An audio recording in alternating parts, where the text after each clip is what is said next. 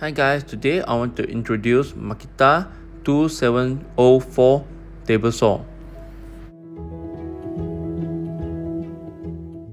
The table saw is 1650 watt. The blade diameter is 10 inch and a quarter.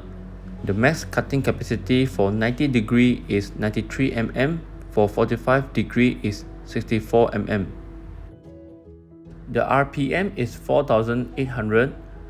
The size dimension is 665 mm times 766 mm times 344 mm.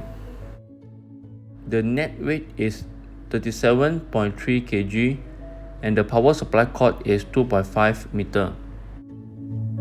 The standard equipment will be carbide-tipped saw blade, rib fence, miter saw, wrenches, push stick and ring.